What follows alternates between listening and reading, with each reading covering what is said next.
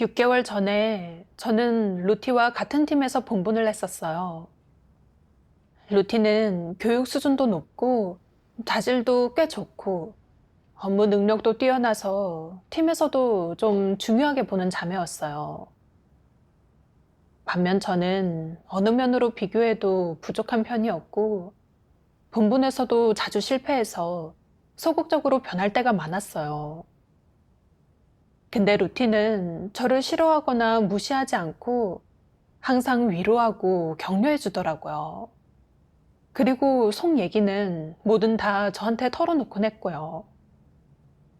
저는 그때마다 감동하면서 속으로 루티를 허물없는 친구로 생각했어요. 물론 루티가 성품이 좀 교만해서 다른 사람들의 건의를 쉽게 받아들이지 않는 건 알았었는데 저희 둘 사이의 관계 때문에 한 번도 루티한테 문제를 지적한 적은 없었어요. 심지어 폐교 성품은 누구한테나 있고 또 한꺼번에 해결할 수 없다고 생각하기도 했죠. 한동안은 제가 본분을 하는데 계속 문제가 생긴 거예요. 기가 죽고 움츠러들어 다 그만두고 싶었을 때 루틴은 같이 협력하자며 먼저 손을 내밀어주고 업무를 도와줬어요. 그랬더니 본분의 효과가 나면서 저도 그제서야 한숨 돌릴 수 있었죠. 제가 난관을 헤쳐나갈 수 있도록 이렇게 루티가 도와주니까 저한테 정말 사랑이 있는 것 같아서 속으로 감동도 됐죠. 나중에 루티가 리더가 됐을 때 저는 정말 너무 기뻤고 항상 응원해줬어요. 그러다 어느 날 저녁에 막 쉬려고 하는데 루티한테서 본인이 교체돼서 괴롭다고 문자가 온 거예요. 얘기를 들어보니까 형제자매한테서 고발을 당했더라고요. 루티는 리더가 읽어준 투서 내용이 너무 과장돼서 받아들이기 어렵다는 거예요. 형제자매들이 본인을 명예욕과 지위욕이 굉장히 세다고 지적했는데 자기도 명예욕과 지위욕이 있는 건 인정하지만 그렇게 심한 정도는 아니라는 거예요. 또 형제자매들이 루티가 파트너와 조화롭게 협력하지 않았고 실제 사역도 하지 않고 또 자기 뜻에 어긋나는 일이 있으면 짜증을 내고 교회 사역을 교란했다고 했대요. 그런데 루티는 자신의 본분에 문제가 있는 건 맞지만 그 정도까지는 아니라면서 서럽게 울더라고요. 게다가 투서에는 자기를 완전히 부정적인 사람으로 썼다면서 자신을 고발한 형제자매와 이 일을 처리한 리더가 편견을 갖고 있다고 주장했어요. 그래서 리더가 한쪽 말만 듣는다는 거예요. 그것만이 아니에요. 본분에 문제가 있는데도 누구 하나 교제해주지도 않고 지적해서 도와주지도 않았으면서 지금 와서 갑자기 교체하는 건 불공평한 처사라고도 했어요. 말을 할수록 서름이 복받치는 것 같더라고요. 괴로워하는 모습을 보니 저도 마음이 좋지 않았어요. 위로를 하는데 한편으로 이런 생각이 들었죠. 투서 내용이 정말 과장됐을까? 정말로 잘못 교체된 건가? 그때 루티가 불쑥 내뱉은 말이 저를 불안하게 만들었어요. 제가 볼 때 투서가 꼭 문화혁명 때 비판 투쟁대회 같아요. 사람한테 여러 가지 죄명을 씌워놓고 타도하고 매도하려고 하잖아요. 순간 가슴이 철렁했어요. 문제가 있는 말이라고 생각했죠. 고발당해 교체되는 큰 일을 겪어도 스스로에 대한 반성이나 진리를 구해서 공과를 배우려는 생각은 전혀 없는 데다 형제자매들이 고발하고 교체한 일을 공산당이 사람을 비판하는 수법과 비교하며 자기를 괴롭혔다고 하다니. 이건 좀 심각한 성질 아닌가 하는 생각이 들었어요. 저는 루티한테 그런 말 하지 말고 스스로를 잘 반성해 보라고 했어요. 그 일이 있고 저는 루티와 협력했던 형제자매들한테 사정을 알아봤어요. 들어보니까 루티는 리더를 하는 동안 실제 사역도 하지 않고 파트너와도 조화롭게 협력하지 않고 자기가 책임져야 할 사역도 잘 확인하지 않았다고 하더라고요. 리더가 사역을 체크하면서 문제를 발견하고 교제로 도와주고 지적하고 책망했더니 반발하며 받아들이지도 않았대요. 항상 남들 잘못이라고 핑계를 대고 책임을 미뤘다는 거예요. 또 중간에 본분을 그만두려고 하기도 했대요. 얘기를 듣고 형제자매들이 쓴 투서가 사실에 어긋난 게 아니라는 걸 알 수 있었어요. 순간 루티가 자신을 고발한 투서가 문화혁명 때 비판 투쟁대회와 같다고 했던 말이 생각나서 그 말의 성질이 더 심각하게 느껴졌어요. 루티는 분명 실제 사역을 하지 않았고 리더의 지적과 책망도 받아들이지 않았으니까 거짓 리더인 게 확실하고 교체되는 게 맞아요. 그런데도 자신을 반성하지는 않고 형제자매의 정당한 고발을 공산당의 비판 투쟁에 비교했다는 건 단순히 진리를 받아들이지 않은 정도를 벗어나 고의로 사실을 왜곡한 거죠. 그건 반항하고 대항하는 거고 긍정적인 사물에 대한 모독이에요. 하나님의 성품을 거스르는 일인 거죠. 생각할수록 루티의 성질이 악하게 느껴지고 겁이 났어요. 루티가 계속 이렇게 반발하면서 반성과 회개를 거부한다면 교회의 사람 정리 원칙에 따라 제명돼 도태될 거예요. 루티의 현재 상태와 뒤에서 한 말을 리더한테 보고해야 하는 건 아닌지 고민이 됐어요. 근데 이런 생각도 들었어요. 리더가 루티의 상태를 알면 리더를 하면서 보인 모습과 맞춰보고 루티가 전혀 진리를 받아들이지 않고 본질이 악인에 속한다고 결론 짓고 교회에서 정리하지 않을까? 이렇게 생각하니 정말 견디기 힘들었어요. 그렇게 되는 걸 보고 싶지 않았거든요. 루티와 함께하던 일들을 하나하나 떠올려 봤어요. 나한테 그렇게 잘해줬는데 나도 많이 위로해주고 도와줘야지. 뒤에서 나한테 한 얘기들을 리더한테 보고했다가 루티가 알기라도 하면 많이 상심할 거야. 날 믿고 아무 거리낌 없이 한 말들을 리더한테 보고하는 건 너무 의리 없는 짓이잖아. 아무리 생각해도 입이 떨어지지 않았어요. 그렇게 하는 게 친구를 배신하는 것만 같고 양심 없는 짓이라는 생각까지 들더라고요. 결국 저는 아무한테도 그 얘기를 하지 않았어요. 그리고 틈만 나면 루티한테 문자를 보내 안부를 물으며 챙겨주고 하나님 말씀을 보내주기도 했죠. 루티가 하루빨리 잘못된 상태를 바로잡고 제대로 본분하기를 바랬어요.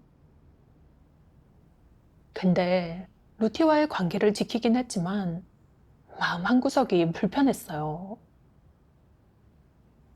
루티 문제가 심각한 걸 알면서도 계속 입을 다무는 건 감싸주는 거 아닌가? 며칠 동안 굉장히 갈등이 되더라고요. 말을 안 하자니 양심에 찔리고, 말을 하자니 루티한테 미안한 마음이 들고, 그것 때문에 마음이 심란했어요.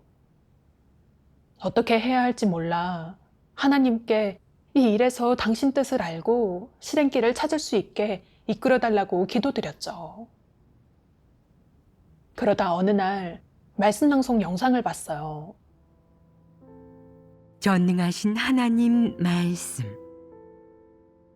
너희는 무엇이 사람의 좋은 행위이고 무엇이 진리를 실행해 성품 변화가 생기는 것인지 분별하는 법을 배워야 한다.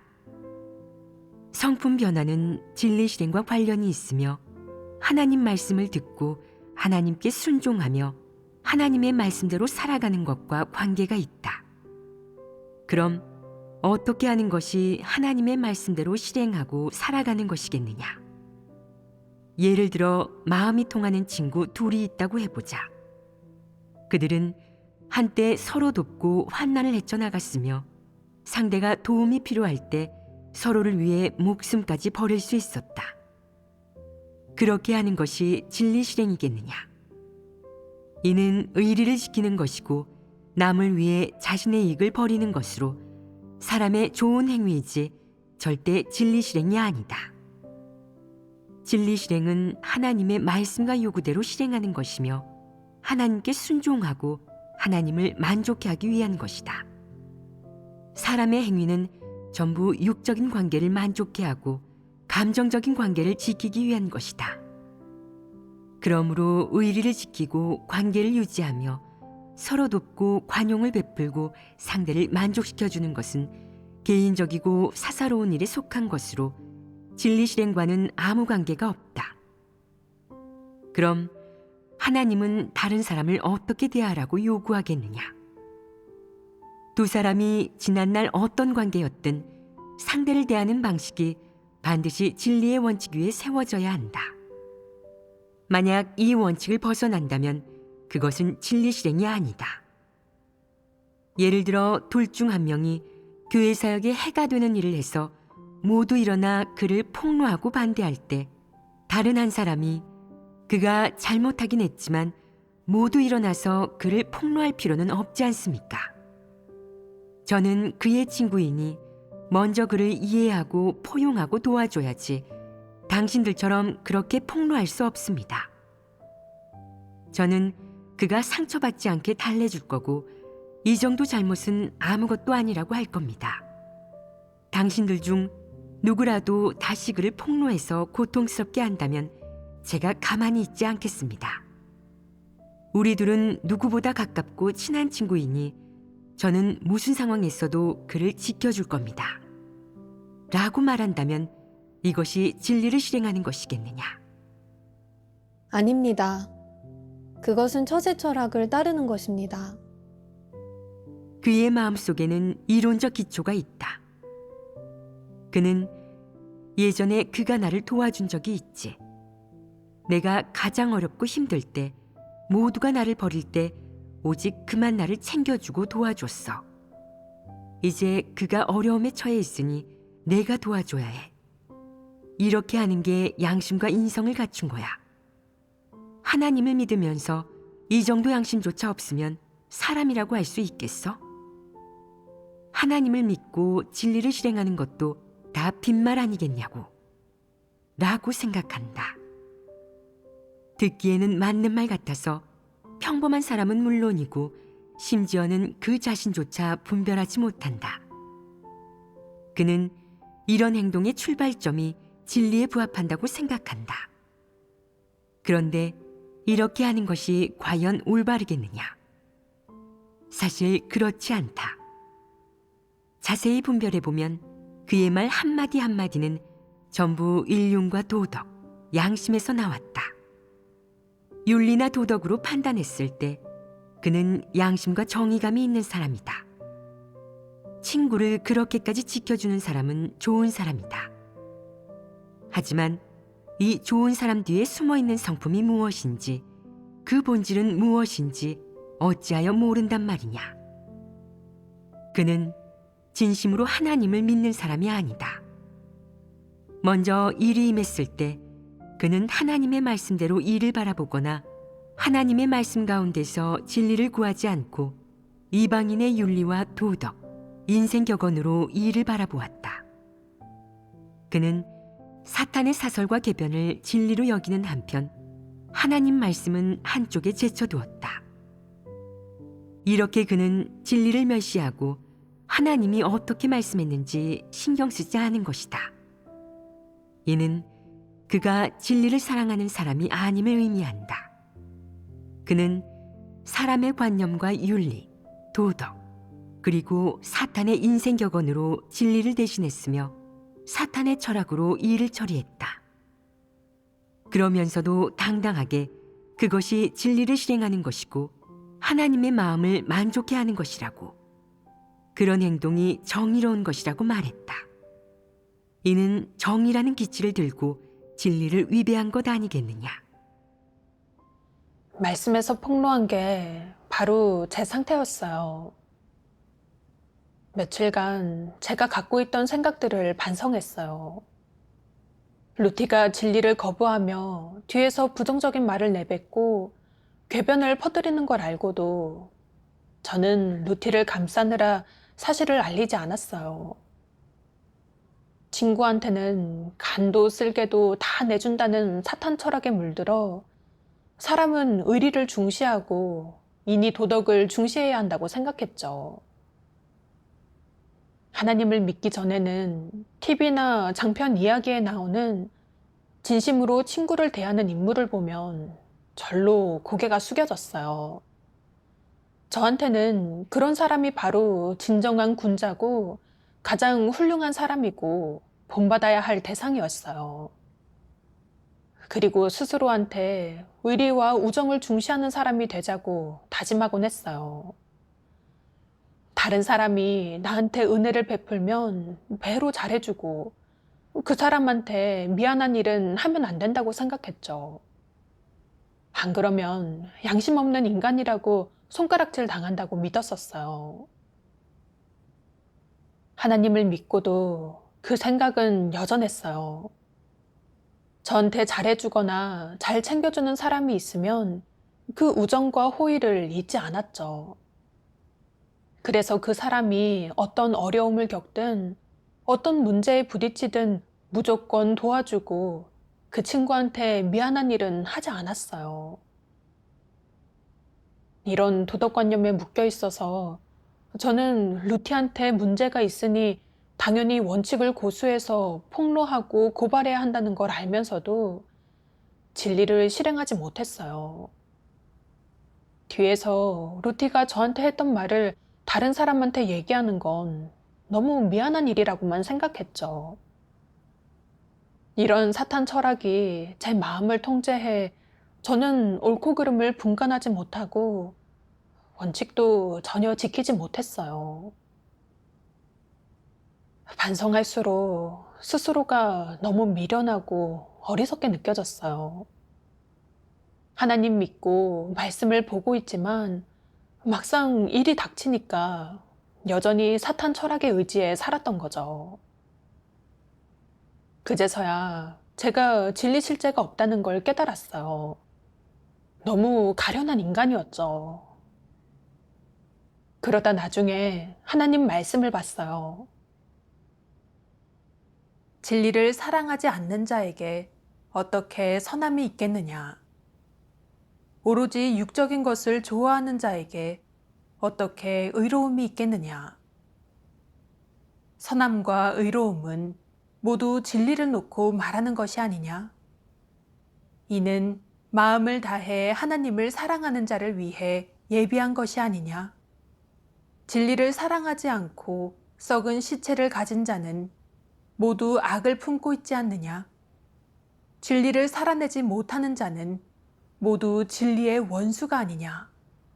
너희들은 또 어떠하냐? 내가 친지와 친구, 아내 남편과 자녀, 부모에게 매우 자상하고 충실하며 여태껏 다른 일을 상대로 부당한 이득을 챙긴 적이 없을지도 모른다. 하지만 내가 그리스도의 마음에 합하지 못하고 그리스도와 화목하게 지낼 수 없다면 너의 모든 것으로 이웃을 구제하거나 부모와 가족을 세심하게 돌본다 하더라도 나는 내가 여전히 악인일 뿐만 아니라 그것도 관계가 많은 악인이라고 할 것이다. 말씀을 보고 깨달았어요. 진정한 의와 선은 누군가한테 충성스럽고 의리를 지키는 걸 의미하지 않아요. 가족이나 친구한테 정말 우호적이고 충성스러워서 남들이 다들 잘한다고 하거나 세상 사람들한테 칭찬받더라도 그게 의와 선이라고 할 수는 없어요. 진정한 의와 선은 진리를 위해 말하는 거고 진리에 부합하는 일을 의미해요. 일이 닥쳤을 때 진리를 실행하고 하나님 말씀에 따라 처신하고 일하고 정에 이끌리지 않고 원칙을 고수하고 하나님 사역을 지킨다면 그게 바로 진리를 좋아하는 정의로운 사람이고 하나님께 인정받을 수 있어요. 성경 기록에도 보면 롯은 결정적인 순간에 두 딸과 두 사자의 안전을 맞바꿨어요. 이런 행위는 하나님께 의라고 칭함받았죠. 노아는 하나님의 부탁을 받고 100년의 시간을 들여 방주를 만들었어요. 방주를 만드는 동안 많은 고통과 비방, 판단을 당하면서도 끝까지 하나님 말씀에 순종해서 하나님 부탁을 완수했어요. 이게 바로 의죠. 사람은 하나님 뜻을 행하기 위해 절대적으로 하나님 말씀대로 실행해야 해요. 아무리 고생스러워도 설사 목숨을 잃는 한이 있더라도 하나님 부탁을 완수하고 하나님 집 사역을 지켜야 해요. 그래야 의라고 칭함받을 수 있고 하나님께 선이라고 칭함받을 수 있어요. 근데 저는 인간관계를 지키고 우정을 중시하느라 루티가 뒤에서 부정적인 말을 내뱉고 궤변을 퍼뜨리는 걸 알고도 폭로하고 고발하지 않았어요. 교회 사역이 피해를 보더라도 그와의 의리를 생각해서 그를 보호하려 했어요. 사적인 정에만 매달려서 진리를 저버렸죠. 이런 행동에 의가 어디 있고 선이 어디 있겠어요. 그 본질은 하나님을 대적하는 거고 하나님께 정죄되는 거예요. 이걸 인식하고 문제가 얼마나 심각한지 깨달으니 겁이 났어요. 다시는 정에 끌려 행동하지 않고 진리 원칙에 따라 실행하기로 하고 루티를 폭로하고 고발하기로 결심했어요. 그리고 루티의 문제를 사실대로 적어서 리더한테 전했어요. 얼마 후에 리더가 그러더라고요. 루티 문제가 좀 심각하네요. 교체된 뒤에도 반성하거나 인식하지 않고 불복하고 억울해하면서 뒤에서 관념을 퍼뜨리고 부정적인 말을 내뱉고 좋은 역할을 하지 못하니 루티 문제를 다시 폭로해야겠어요. 이게 심각한 일이란 걸 본인이 깨닫지 못하면 계속 부정적인 걸 퍼뜨리면서 교회 생활을 방해하고 교란할 거예요. 리더는 저한테도 참석하라고 했는데 순간 긴장되면서 또 갈등이 되더라고요. 이번에는 여러 사람들 앞에서 루티 문제를 교제하고 폭로해야 하는데 루티가 날 어떻게 생각할까? 날 미워하겠지? 상처받지는 않을까? 나 같은 사람은 친구도 아니라고 다시는 상대도 안 하려 하겠지? 루티를 폭로하는 건 상상조차 할 수 없었고 물러나고 싶었어요. 제가 머뭇거리니까 리더가 그러더라고요. 불편하면 참석하지 않아도 되니까 좀 더 생각해봐요. 저는 아무 말도 안 했어요. 그런데 조금 있으니 마음이 정말 심란해지더라고요. 곰곰이 생각해봤어요. 왜 루티를 마주하는 게 두려울까? 왜 루티를 폭로할 용기가 없는 걸까? 내가 아직도 정에 끌려 살면서 인간관계를 지키고 싶어 하는구나. 순간 죄책감이 들었고 하나님께 기도드렸어요. 하나님, 도와주세요. 진리를 실행하고 싶어요. 저에게 사탄의 흑암 권세를 깨뜨릴 수 있는 용기를 주세요. 기도를 하고 제 상태에 맞는 말씀 낭송 영상을 봤어요. 전능하신 하나님 말씀. 진리가 내게서 생명이 되었을 때, 만약 누군가 하나님을 모독하고 하나님을 경외하지 않는 모습, 누군가 건성으로 본분을 이행하는 모습, 누군가 교회 사역을 방해하고 교란하는 모습을 보았다면 진리의 원칙대로 대할 수 있다. 분별해야 할 것은 분별하고 폭로해야 할 것은 폭로할 것이다. 만약 진리가 내게서 생명이 되지 않고 내가 계속 사탄 성품으로 살아간다면 악인이나 마귀들이 교회 사역을 방해하고 교란하는 것을 보았을 때 보고도 못 본 척하고 듣고도 못 들은 척하고 양심의 가책을 전혀 받지 않으며 수수방관할 것이다. 심지어는 누가 교회 사역을 교란하든 너와는 무관하다고 생각할 것이다. 교회 사역과 하나님 집의 이익이 아무리 크게 손해보아도 신경 쓰지 않고 상관하지 않고 양심의 가책도 받지 않는다면 이런 자는 바로 양심과 이성이 없는 자요 불신파 봉사자다. 너는 하나님이 베푼 것을 먹고 마시고 하나님에게서 온 모든 것을 누리지만 하나님 집의 이익이 그 어떤 손해를 입든 모두 너와는 무관하다고 생각한다. 이는 팔이 밖으로 굽은 것으로 배은망덕한 인간이다.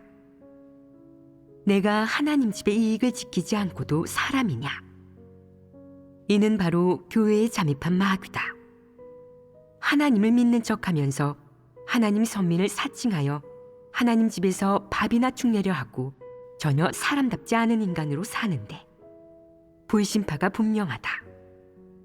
진심으로 하나님을 믿는 사람이라면 설령 진리 생명을 얻지 못했더라도 최소한 말하거나 일할 때 하나님 편에 설 수 있고 하나님 집의 이익이 손해볼 때 수수방관하지 않을 것이다. 만일 내버려 둔다면 양심의 가책을 받고 마음이 편치 않아서 속으로 말할 것이다. 가만히 앉아 나 몰라라 할 수 없어. 일어나서 목소리를 내야 해. 책임을 다해야지. 나서서 이런 악행을 폭로하고 저지해 하나님 집의 이익이 손해보지 않도록 수호하고 교회 생활이 교란되는 일이 없도록 해야 해. 진리가 내 마음에서 생명이 된다면 너는 그러한 용기와 다짐을 갖는 걸로 끝이 아니라 그 일을 꿰뚫어보고 하나님의 사역과 하나님 집의 이익을 위해 내가 짊어져야 할 그 책임을 다할 것이다. 이렇게 되면 너는 내 본분을 이행한 것이다. 교회에서 굳게 서서 나를 증거하고 진리를 견지하며 옳은 것은 옳다고 잘못된 것은 잘못되었다고 해야지 옳고 그름을 혼동해서는 안 된다. 사탄과는 싸워야 하고 그것을 철저히 물리쳐 다시는 일어서지 못하게 해야 한다. 나에 대한 증거는 모든 것을 내걸고 지켜라. 이것이 너희가 일을 하는 근본 취지이니 잊어서는 안 된다. 하나님 말씀을 보고 크게 와닿고 또 부끄러웠어요. 며칠 동안 제가 드러낸 모습을 보니까 저는 하나님께서 폭로하신 대로 팔이 밖으로 굽어 교회 사역을 지키지 않고 진리를 배반했어요. 루티는 교체된 뒤에도 진실된 반성이나 회개는 없고 심지어 자신을 고발한 형제자매를 미워하며 뒤에서 관념을 퍼뜨리고 부정적인 태도로 대항했어요. 진리를 싫어하고 증오하는 본성을 드러낸 거죠. 본질이 악인인 거예요. 하나님 마음을 헤아릴 줄 아는 정의감이 있는 사람이라면 이런 일을 보면 일어나서 교회 사역을 지키고 사탄의 행위를 제지시켜 교회 사역과 교회 생활이 교란되지 않게 할 거예요. 그런데 저는 일의 내막을 가장 잘 아는 사람이면서 둘 사이의 우정에 금이 가는 게 싫어서 주저하고 망설이느라 루티를 폭로할 엄두를 내지 못했어요. 결정적인 순간에 저는 교회 사역을 생각하지 않고 진리 원칙을 구하지 않았어요. 세속적인 인정과 사탄 철학만 중시하고 마귀 사탄 앞에서 사랑과 의리를 논하고 사탄 편에 서서 악인을 감쌌어요. 제가 그렇게 행동한 본질도 악이에요. 제가 행한 일을 진리 앞에 갖다 대면 역시 정죄받게 될 거예요. 하나님 말씀을 묵상하면 할수록 제 문제가 더 명확히 눈에 들어왔어요. 하나님께서는 저를 선택해 하나님 집으로 데려오셨고 오늘날까지 저를 이끌고 공급하시면서 진리를 추구해 구원받을 기회를 주셨어요. 그런데 결정적인 순간에 저는 하나님 마음을 헤아리지 않고 사탄 편에 서서 사탄을 보호한 거예요. 정말 배은망덕한 짓으로 하나님을 배반해서 그분께 커다란 실망을 안겨드렸어요. 근데 계속 인정에 얽매여 인간관계를 지키려 해서는 안 되잖아요. 남들한테 미움을 사더라도 개의치 말아야 해요. 진리를 저버려서 하나님께 죄를 짓는 것이야말로 대형무도하고 비인간적인 짓인 거죠. 그때 하나님 말씀이 떠올랐어요.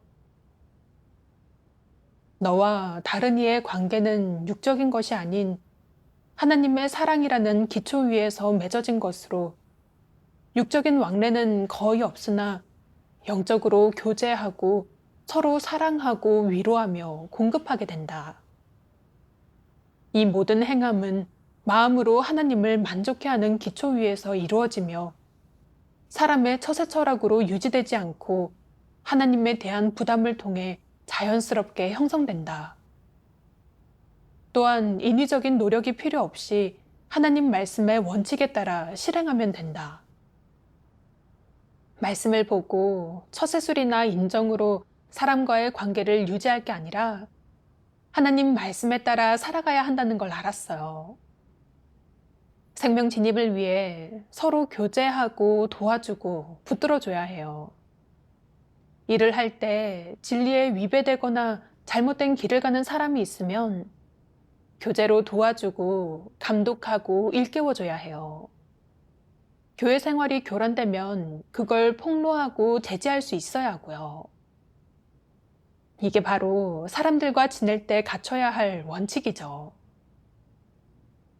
루티한테 문제가 있었는데도 저는 그 앞에서 정과 의리를 내세웠어요. 그건 이성이 없고 진리에 맞지 않는 태도였고 이방인이나 불신파들이 하는 짓이었어요. 이걸 깨닫고 순간 갈등이 가라앉고 진리를 실행할 용기가 나더라고요. 그리고 보게 된 말씀 낭송 영상이 있는데 친구한테 간도 쓸개도 다 내주는 식의 갖가지 전통적인 문화가 사람한테 가져오는 해악을 폭로한 말씀이었어요. 말씀을 보고 마음이 환해졌죠. 전능하신 하나님 말씀. 이토록 더러운 땅에서 태어난 사람은 심하게 사회에 물들었고 봉건 예교의 영향을 받았으며 고등학부의 교육을 받았다. 뒤처진 사상, 부패한 도덕, 저열한 인생관, 비열한 처세 철학, 일말의 가치도 없는 삶, 저속한 풍속과 생활. 이러한 것들이 사람의 마음을 심하게 침해하고 사람의 양심을 심하게 파괴하며 사람의 양심에 타격을 주고 있다. 이로 인해 사람은 하나님과 점점 멀어지고 갈수록 하나님을 대적하는 것이다. 사람의 성품은 나날이 더 악랄해져 하나님을 위해 기꺼이 희생하거나 하나님께 기꺼이 순종할 수 있는 사람은 하나도 없고 기꺼이 하나님의 나타남을 찾는 사람은 더더욱 없다. 반면에 사람은 사탄의 권세 아래에서 마음껏 쾌락을 찾아 즐기고 진흙탕에서 마음껏 자신의 육체를 패괴시키고 있다. 사탄은 수많은 이야기를 날조하여 사람들에게 퍼뜨리고 역사책에 실어 전통 문화나 미신과 관련된 인물을 사람들에게 각인시킨다. 예를 들면 8신선이 바다를 건넌 이야기, 당나라 승려가 인도에 가서 불경을 구하는 이야기, 옥황상제 이야기, 정의로운 소년 나타와 악을 저지르는 동해 용왕 사이의 대결을 다룬 이야기, 봉신연희 등등 이런 이야기들은 중국에서 사람들 머릿속에 깊이 각인되어 있지 않느냐. 구체적인 내용을 모르는 사람들도 있지만 그렇다고 해도 대략적인 줄거리는 다 알고 있다. 대략적인 내용일지라도 마음과 머리에 아로새겨져 잊히지 않는다.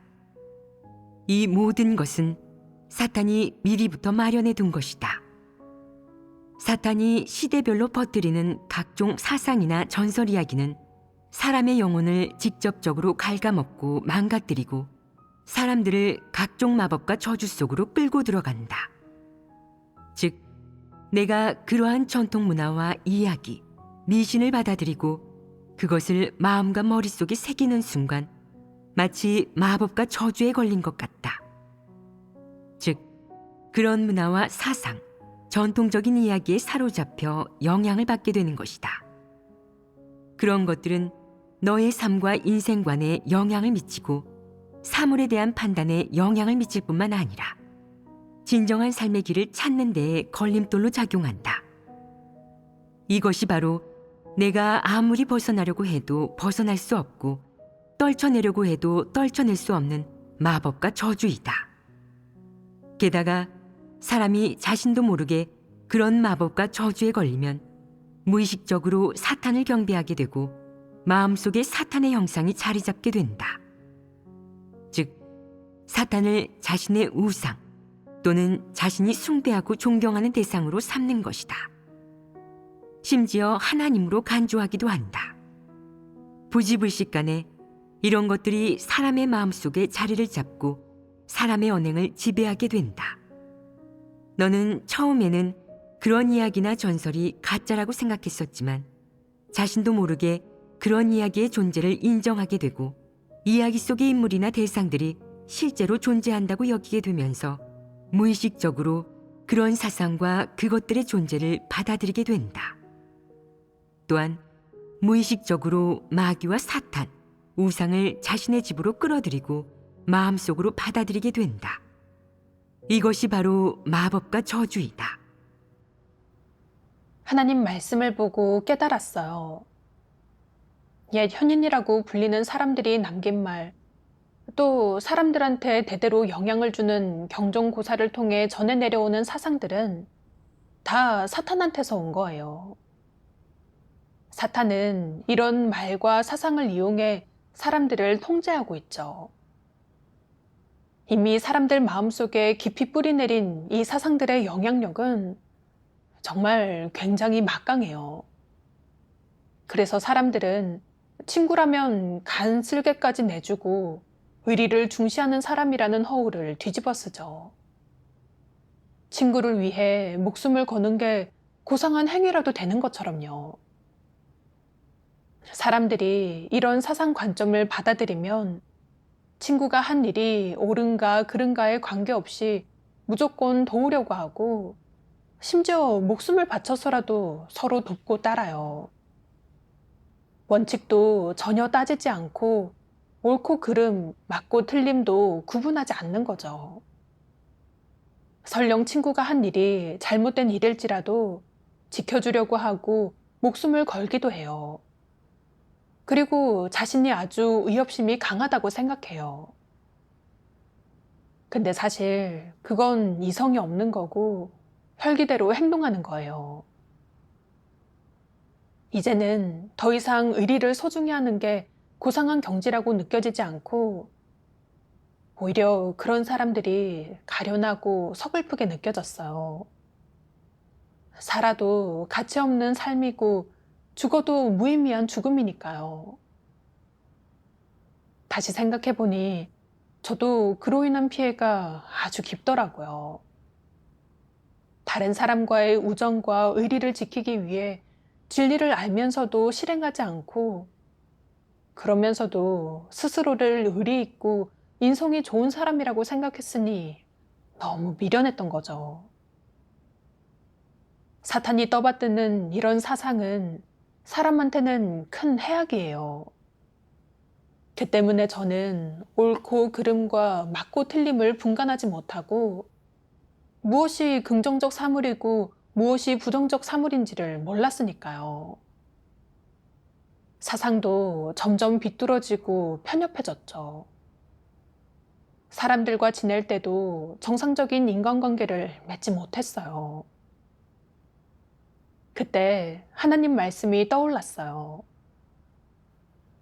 사람에게 폐괴 성품이 생긴 근원은 사람이 이미 사탄에게 미혹되고 폐괴되고 해를 입었고, 사람이 이미 사탄에게 얽매이고 통제되어 사람의 사상, 도덕, 식견, 이성이 사탄에 의해 심하게 파괴된 데서 비롯된 것이다. 사람이 하나님을 대적하고 진리를 받아들이지 못하는 이유는 사람의 근본적인 것들이 이미 모두 사탄에 의해 폐괴되어 하나님이 만든 원래의 모습과 완전히 달라졌기 때문이다. 예전에는 도리상으로만 스스로가 사탄한테 너무 깊이 폐괴되고 사람답지 못하다고 인정했지, 사람의 폐괴함이 깊으면 그게 어느 부분에서 어떻게 드러나는지는 그다지 잘 몰랐었어요. 근데 이제야 조금 알게 됐어요. 사탄의 온갖 독소, 또 전통적인 사상과 말은 이미 사람의 본성이 돼버려서 사람의 사상을 짓밟고 왜곡시킨 거예요. 사람은 이제 정상적인 인성과 생각을 갖추지 못하고 생각하는 것이라고는 다 하나님을 대적하고 진리에 위배되는 것밖에 없죠. 전능하신 하나님께서 진리를 선포하셔서 사람을 구원하시면서 이런 전통 문화의 본질과 갖가지 처세술, 사탄 독소를 일일이 해부하지 않으셨다면 이런 일을 제대로 알 수 없었을 거예요. 그분이 아니었다면 저는 틀림없이 사탄한테 폐괴되고 농락당하고 해를 입었을 거예요. 하나님 말씀만이 진리고 하나님 말씀만이 사람을 변화시키고 구원할 수 있다는 게 더 절실하게 와닿으면서 하나님 말씀이 너무 소중하게 느껴졌어요. 사탄 철학과 전통 문화는 다 사람을 폐괴시키고 괴롭혀요. 사람은 하나님 말씀 안에서 진리를 구하고 하나님 말씀에 따라 사람과 사물을 보고 처신하고 행동해야 서서히 정상적인 인성과 이성을 갖출 수 있어요. 며칠 후 리더가 루티를 불렀어요. 저는 제가 발견한 문제들을 빠짐없이 다 얘기했어요. 루티를 폭로할 때는 담담했죠. 제가 한 일은 진리 원칙에 부합한 거니까 루티가 앞으로 저를 어떻게 생각하든 상관없어요. 설령 다시는 저를 안 본다고 해도 저는 진리를 실행한 것이니까 마음 편하고 영원히 후회하지 않을 거예요.